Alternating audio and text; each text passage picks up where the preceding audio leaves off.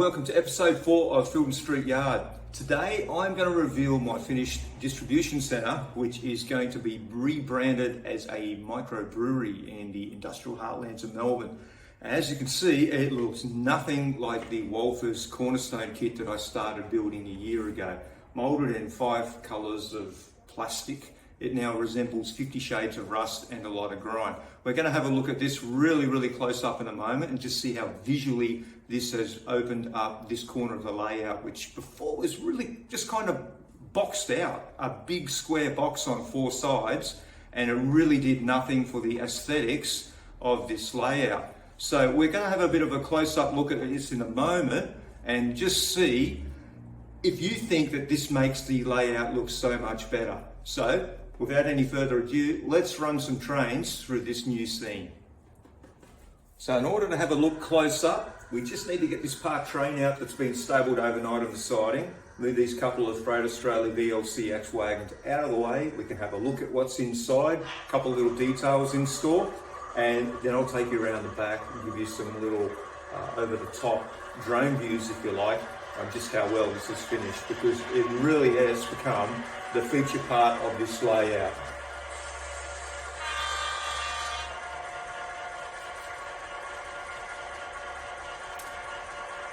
So I've just moved D65 over to staging. As you know, sound has really made this layout pretty cool to operate.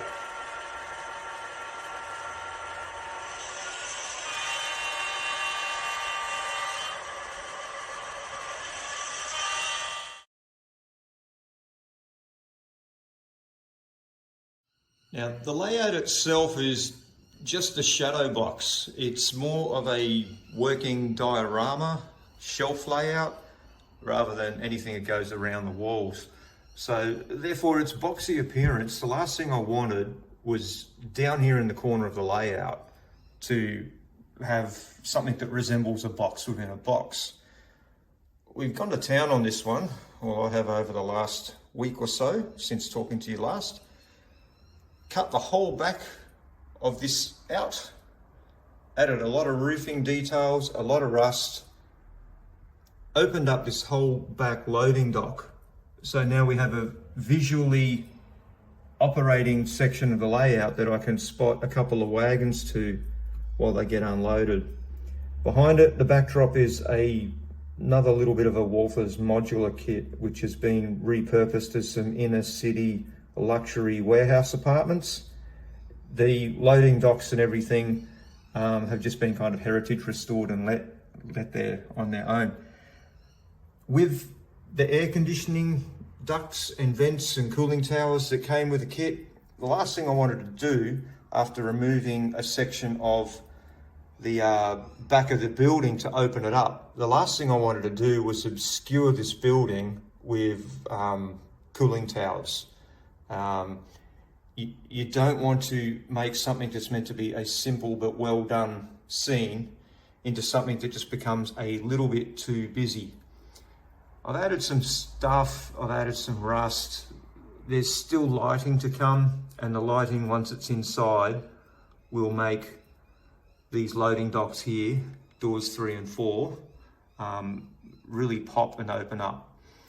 As anything, you go through all this work and make something look good, and the seagulls immediately land and just poop all over your handiwork. These little suckers were 3D printed, and gosh, they were fiddly to paint their little red beaks. I don't know if you can actually see it close up there, but they're sitting there making their mess on another Melbourne industrial nondescript kind of warehouse. There's going to be some signage added to this on the front. I'm going with a micro craft brewery simply because it allows me to have some interesting loads coming in and some box cars and containers going out. Door 1 and 2 are on track 1 along the back of the warehouse there.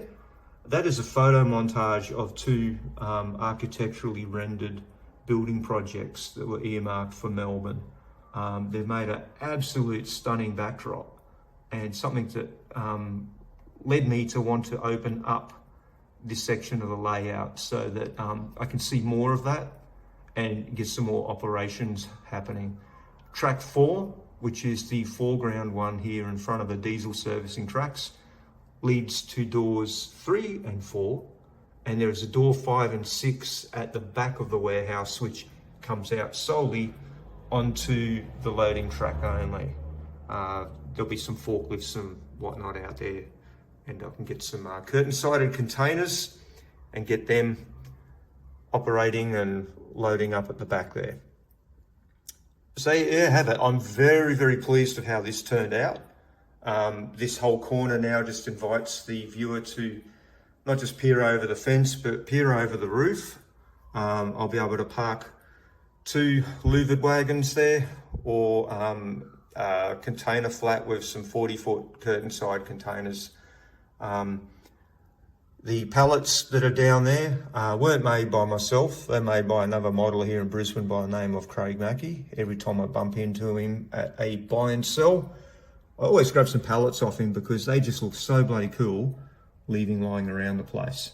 And piece of paper down there even has a slip sheet that's just been left rather than put in the bin by some forklift driver, probably resembles myself 20 years ago when I was a forky. But there you go. That is going to be my inner Melbourne micro craft beer brewery. Try saying that 3 times very fast. And that is going to be at the far end of the layout. This will become the feature building. The opposite end, of course, is going to be Philden Street overpass, which I will get to in another episode.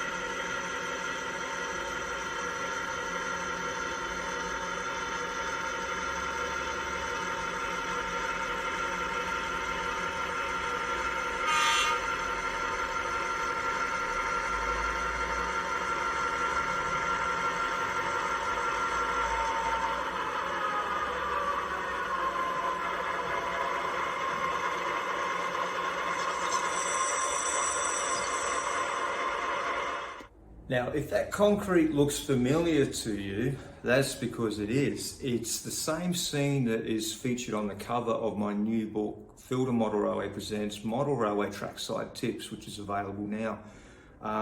This book highlighted a lot of the things that I did during the course of building this layout to get your grime, get your concrete, all your track to be detailed yet run reliably smooth, as you just saw there with these sound equipped locos just flawlessly, just up and down doing their bit.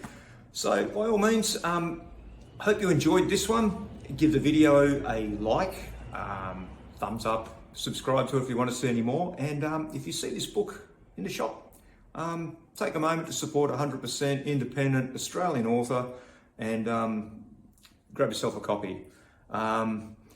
Till next time, see you around. Cheers.